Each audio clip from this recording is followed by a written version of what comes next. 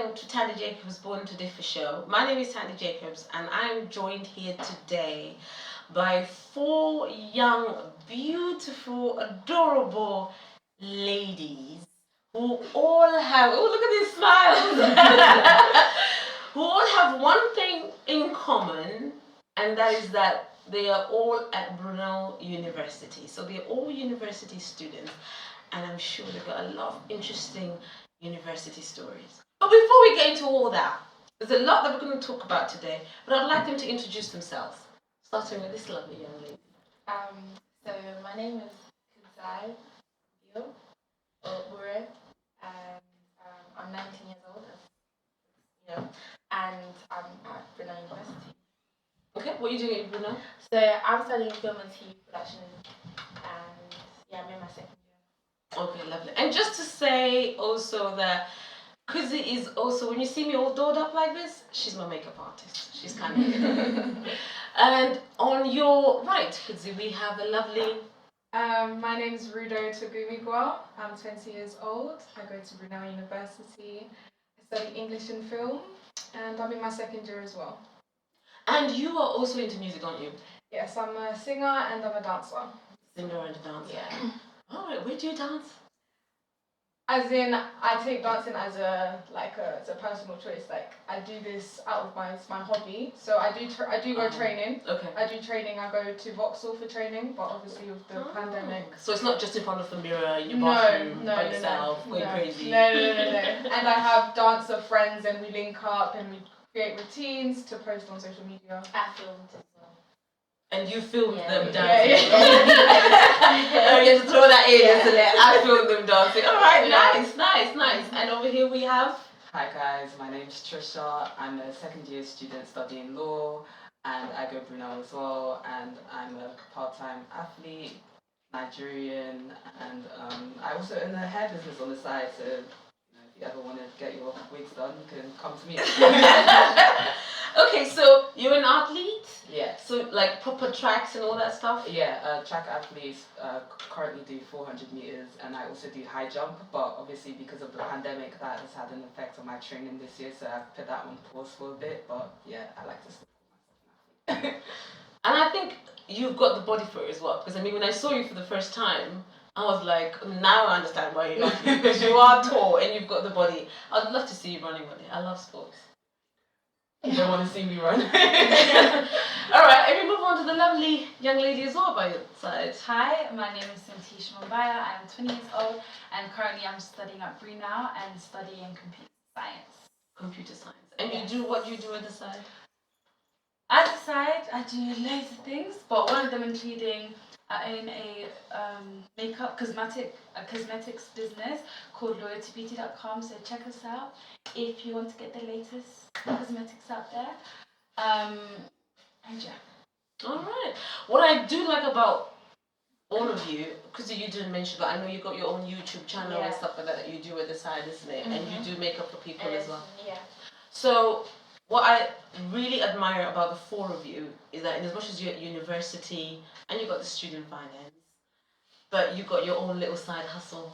Yeah, you're not waiting for your parents to send you money, because I ain't gonna send nobody no money. I'm sure your parents must have given you that lecture that, go and do something, and it's good, because at the end, as much as you got this, but you're thinking, I'm studying, but life has begun, and I still need to be able to provide for myself. Yeah. You all stay on campus? I stay off campus, but I live 10 minutes away from campus, so it's like a university house. Okay, so it's not with your parents, but it's it's kind of just, still... Yeah, it's still kind of campus, but it's just not on campus. Not on campus. Okay, well that's good. So I'm glad you guys are all doing something for yourselves a little bit. But when we come back, we're going to take a little quick break. When we come back, we're going to talk a little bit about the dynamics in terms of culture, because not all of you were born and raised here in the UK. And I want to know, in regards to you guys being young adults, adolescents, your bodies are vibrating and all sorts of things are going on in your mind. I want to know what that has been like in terms of mixing the cultures. It's most especially if your parents were not born here. So we're going to take a quick break and we'll be back.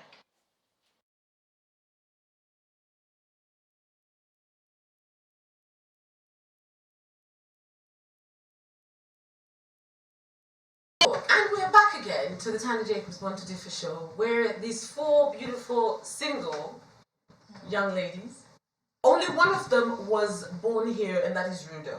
Yeah. Right. And you already said you're 20 years old. I'm 20, yeah. So 20 years old, and you're born and raised here. Yeah. But originally your parents are from Zimbabwe. That's right. And you've been to Zimbabwe a few times? I've been twice.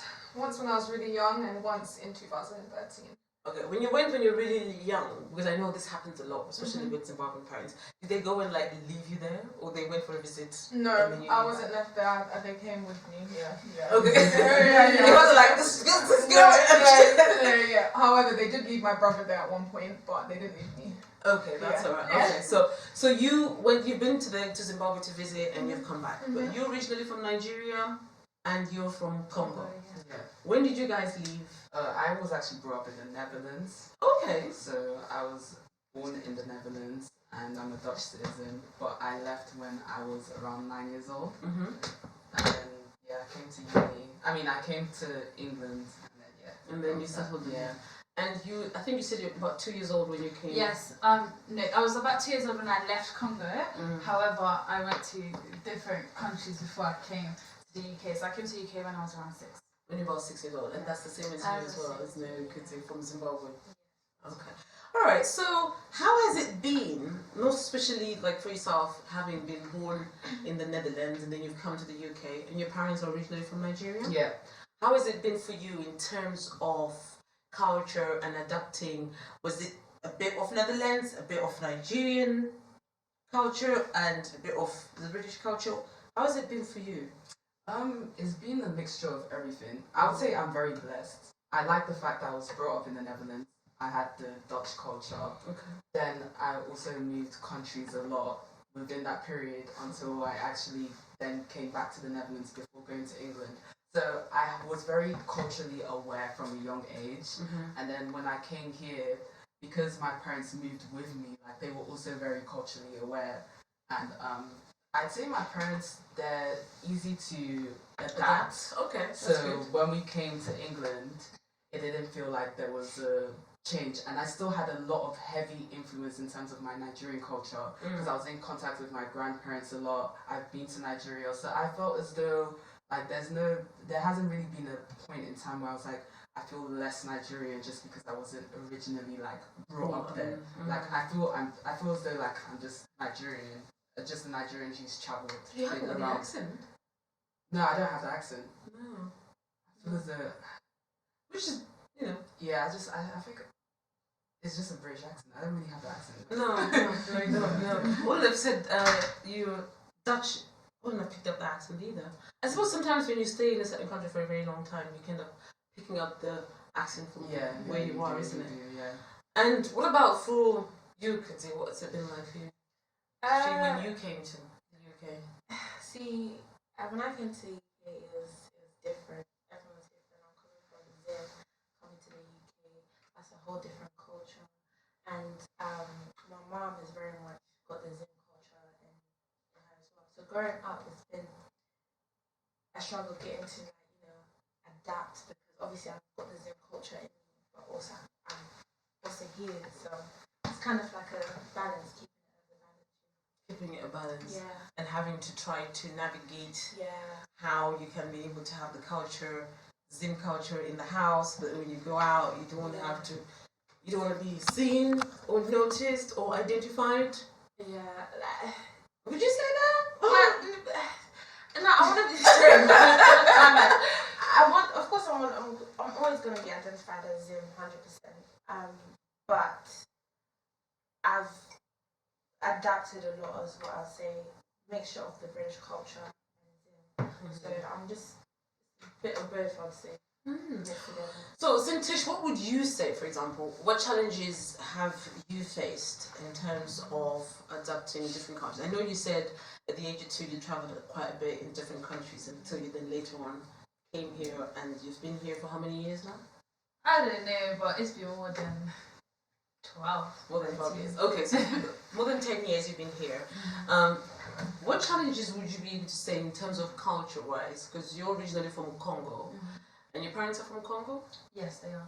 So how has it been in terms of adapting, any challenges that you may have faced with regards to culture? Like Tricia said, I think because I moved around a lot, I was in loads of different cultures, like from Arabian culture, African culture, like just French culture as well. So I was culturally aware, but I found it difficult in England settling in, and it was the whole embarrassed to be African, to be honest. Embarrassed to be African. And so when I was in primary school, I used to lie that I was half French. I used to lie that I was half French, and you know, people believed me. Because at that time I could speak fluent French, and my French was really good as well. And I was like, yeah, I wasn't born in Congo. How do you say? Bonjour? Okay, bonjour. I got that. So my French is not that good right now. So yeah, like I was embarrassed to be African. I would say I'm half French, half Congolese. I would say that I wasn't even born in Congo. But to be honest, I didn't mind saying I was born in Congo. It was my brother. Because obviously we came to the same situation, but he came to this country before I did. Okay. So when I joined the same primary school as him, he was just like, oh, I tell people I was born in France, so you need to say I was born in France and not born in Congo. So this is where the idea came from. So I just started lying to people. So both of you, your brother was saying I was born in France. So okay. So because people knew we're siblings, like now, because people know we're siblings, you can't be saying you're born in Congo and now I'm born in France. Yeah. So we're all born in France. So I was just like, yeah, I'm born in France, I'm Hong Kong. and what do you call it? Yeah, at that time, none of my schoolmates used to call me Syntyche. They used to call me Cynthia because everyone was finding it so hard to pronounce my name, and I was that kid in the register when the teacher would be like Syntyche. Nobody could pronounce my name, so I was like, my cousin couldn't even pronounce my name, and he was just like, you know what? I'll call you Cynthia instead. That'll be your English name. That stuck with me throughout primary school, throughout secondary school. It was until I got to sixth form. That's when I was like, you know what, you guys are gonna call me by my passport name. Because I've come to accept and love that name. Before I used to hate it, I was like, why did my parents give me that long 8-worded name? What was the reason?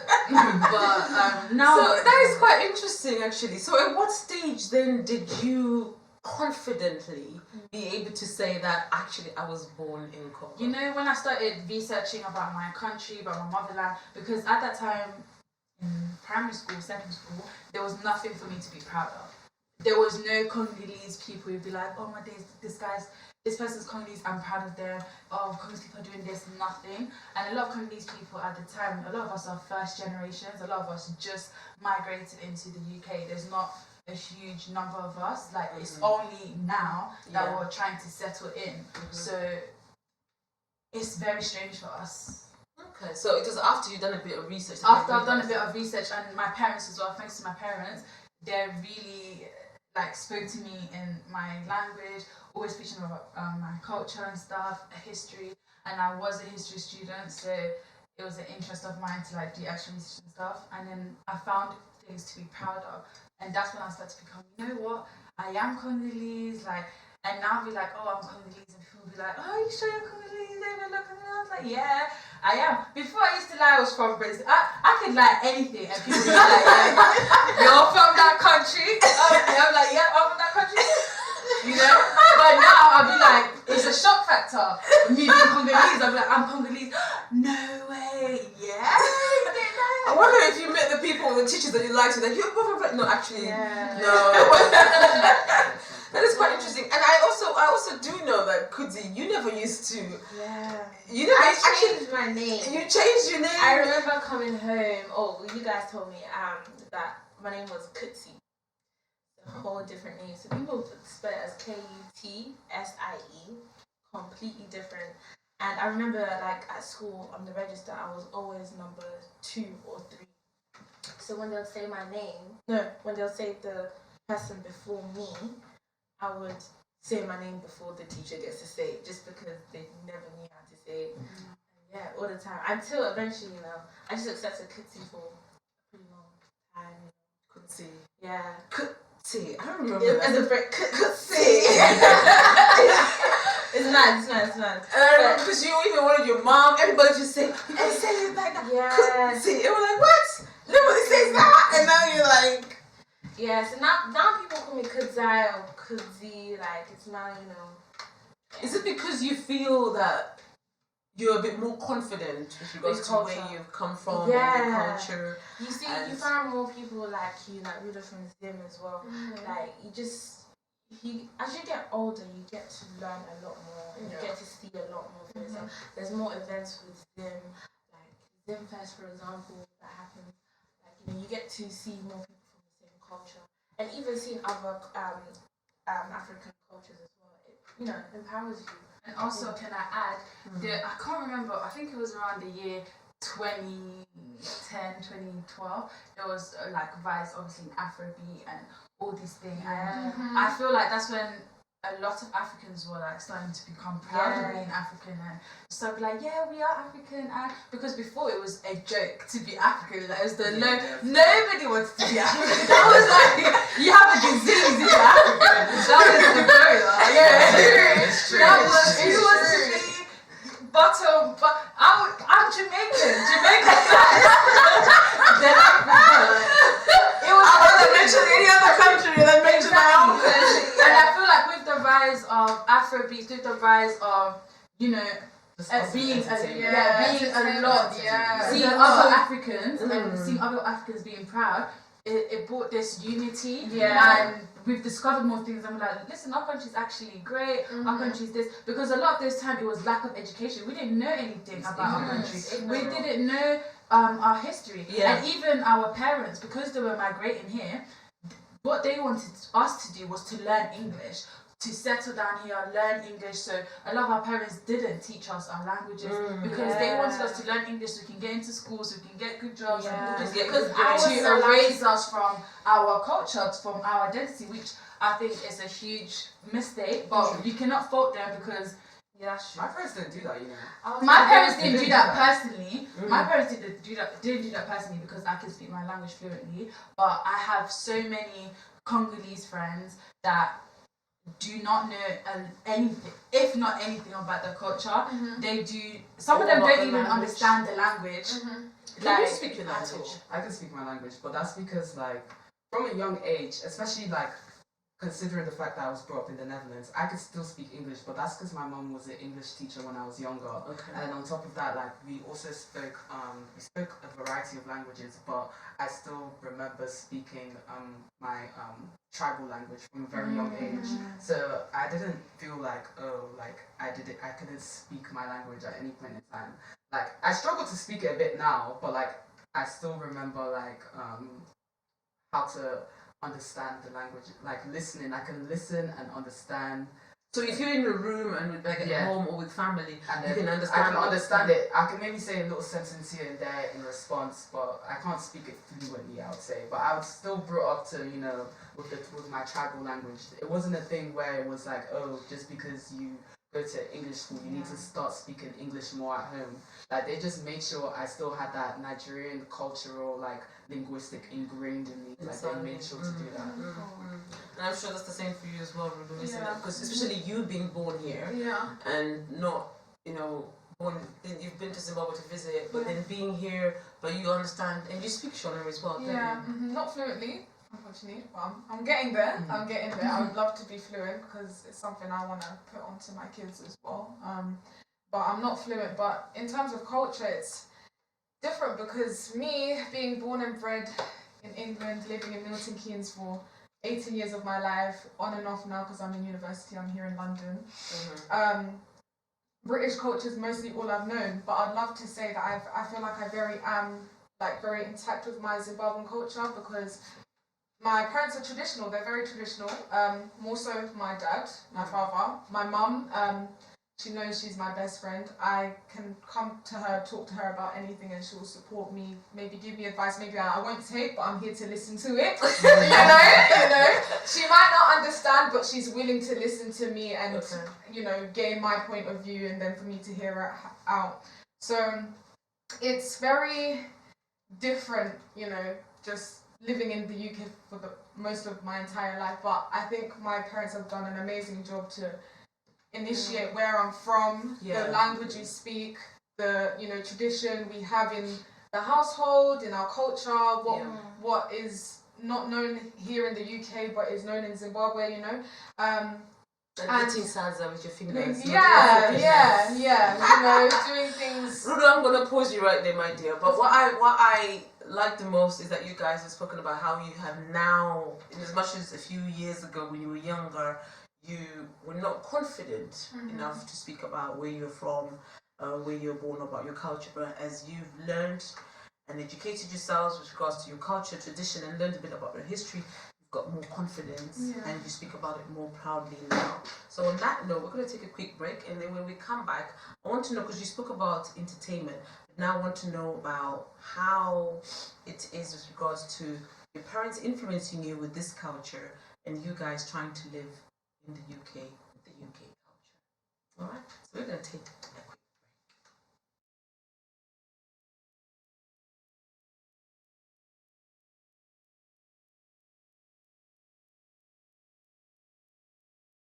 Welcome back again to the Tandie was Born to Differ show, where these lovely young ladies have been talking about how they have now accepted the fact that they are actually Africans, but it took them quite a while before they came to that. I mean, we had a lady who told us she did not like to be known as from Congolese, or Rudo, you said you didn't like your name to be... I didn't like my name for the majority of the life I've been living.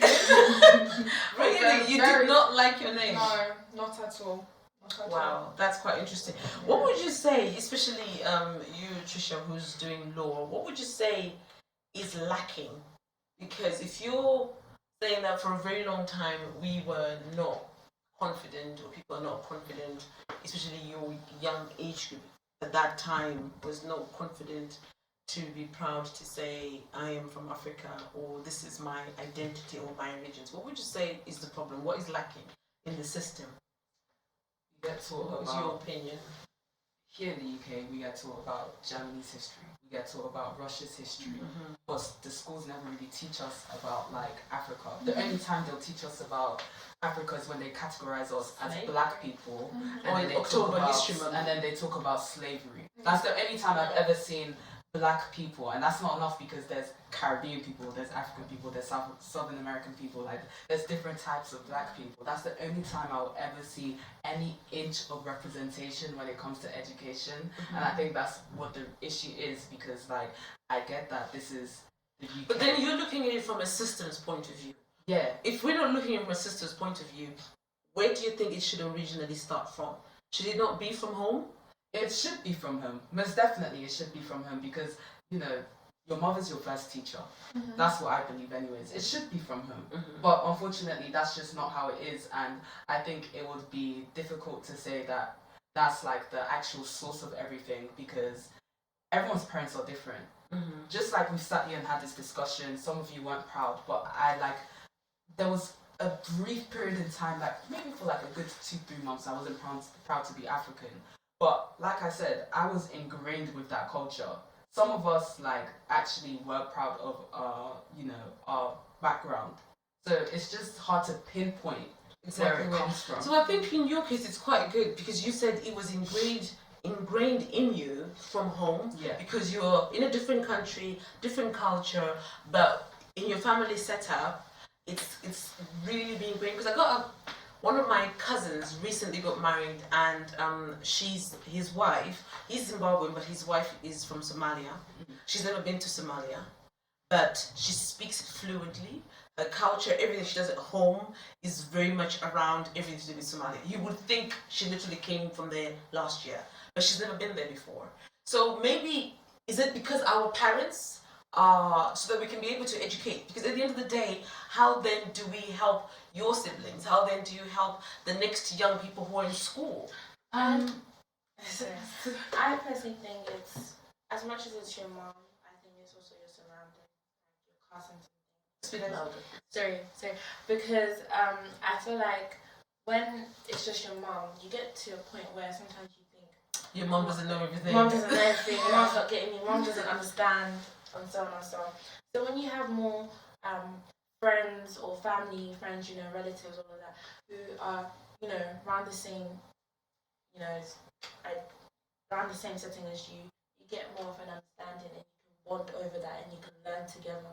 Because when you're by yourself and it's your mom trying to do everything, it doesn't work. I feel like for most people, and I feel like that's a big advantage. What did you want to say? I was gonna say, as much as we can say that your mom is your first mother, but your mom cannot control everything you do. She cannot control what they teach you at school. She cannot control what you're watching 24/7. She cannot control what you're doing with your friends. Like, your parents can be parents, but what's going on outside is out of their control. They don't know, and that's a very scary thing. I was literally, like I said, born in Congo, knew my culture, my language, everything, but it was a big thing for me coming here and feeling like, who am I? Even though I knew who I was, that had nothing to do with my parents. My parents have done their role in terms of showing me who I am, teaching me my language, knowing my culture and stuff, but it's the outside world that made me question everything that my parents have taught me. And it's not because they did not teach me well, but it's because when you're in a different environment where people do things completely different to what you do, that eat differently, talk differently, have different morals and beliefs, it's strange, and you'll think, oh, am I like these people? Do these people like me because of these different things? That has nothing to do with their parents. Children go to school all the time and they get bullied. That has nothing to do with their parents. That's because of children that's there that maybe their parents haven't taught them.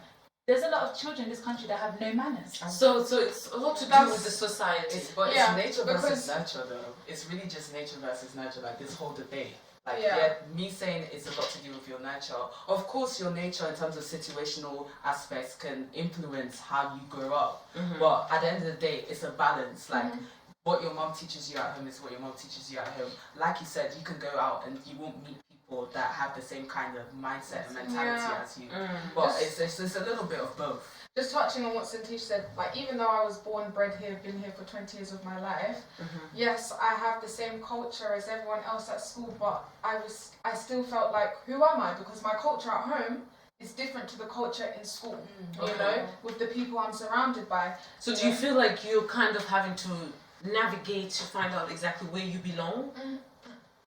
Or you're trying to fit in to a different culture altogether? Because if I listen to your different type of story, your different stories and experiences, what you've gone through, I mean, maybe something that I should share, because mine was a little bit different from yours. I came here when I was 18, so I was all grown up, and I came wanting to go to university, and I knew what I wanted to do, and I knew who I was. And for starters, I came here saying 4 years I'm done, but hey,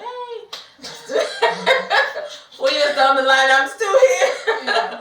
But it's all about, so I didn't, the whole school and wanting to know, no, I'm not this, I'm not that. And then when I went to university, I was mixed with a whole lot of people who were from my background, from my culture. So there wasn't the whole battle in finding where I am and how I fit in. So I'm just trying to see where it is. And seriously, I can understand where you guys are coming from. And I can see, you know, how difficult it might have been. You know, especially then, and now you're a bit more confident, because that's what it appears, that you're more confident in who you are, in your identity, and in yourselves, and where you want to go, even in the future, isn't it? Yeah, but that's the difference between the comparison you was making between you and us. Yeah, I feel like it's quite 18, different. You're an adult. You're an adult. Children are children. Yeah, children, it's very different. You can give a child a banana and say it's something else until you be like, no, it's this. Are you sure? Yeah, but my mommy told me no, it's this. They'll start believing it's that too, depending on the child. Obviously, not all children, but children can be mean, children can be rude, children can be whatever, and children's emotions are more uncontrollable, more nervous, more don't know what to do than an adult. We're just more impressionable at that young age. And anyone can shape our mind at that young age. At 18 years old, you're able to explore, go out on your own. We're very naive. Naive at a young age. Okay, so I mean, I'm looking at our time, and there's a lot of things that we can be able to touch on and go to, but I am quite conscious of our time. And what I would like to say is that maybe on another different day, we can be able to pick this up again and continue. Because you all have very interesting things, and also I think you've got a message that you can be able to deliver to the other young generation. Yeah. My son is 10 years old, and I hope he knows who he is. Otherwise, I'm gonna beat him. I'm like, listen. But it's those things that probably parents don't know, that this is what you're going through, or we wouldn't understand. Like when she came home and she said, "My name is Kudzai," I thought that's the most ridiculous thing I've ever heard in my life. You know, so it's trying to understand what that is all about. So I think, in conclusion, what I would ask is, what is different about you? As you know, this show is about Born to Differ. Now that you guys are saying, I'm a little bit more confident in who I am, and I can literally stand up and say, my name is Rudo. What is unique about you? What is different about you? What makes Rudo? I think I'm just. Oh, should I say Rudo? There you go. I think the Rudo is a bit, it's Rudo. Yeah, exactly. Yeah. I think I'm just very blessed to know the person I am. Yeah. As you grow, you learn a lot more about yourself, and no one can ever tell me who I am as a person because I'm inside me. Syntyche can't come tell me who I am now. You know. So I think I'm different because I teach myself, but I learn from my mistakes, and I explore and I listen to others, and I try and interpret it within myself, and sometimes you go left, sometimes you go right, but you're always moving forward. You never go backwards. Good. I like to tell myself that you're on a roller coaster, but on that roller coaster, you're always moving forwards. That roller coaster never goes back. You can go upside down, left, right, roly poly. You make mistakes, pick yourself up. Yeah, but you always go forward. So. Fantastic. What about you, Kudzai? I say the same thing. No one can tell you who you are. Like, I've come a long way from being Kudzai to now being Kudzai. So I'm the same. Obviously, I'm the first grandchild in my family, and out of my family, I'm very creative. Most of my family members are very academic, which is a good thing as well, but there was never anyone that had that creative side. So I'm blessed to, have that creative side in me, and that makes me quite different. And I started a lot of things. I was interested in makeup from a young age. And, when I started doing that, a lot of older people didn't really accept that. They would, make impressions, faces, But now they look at me and call me to my face, do this, da. So Well done. Well done. You are different. I feel like what makes me different is that, like, from a young age, I've always been very confident, very much passionate about what I believe in. You can ask these girls here, if I go for something and if I speak on something, I'll go for it. I'm very calculated.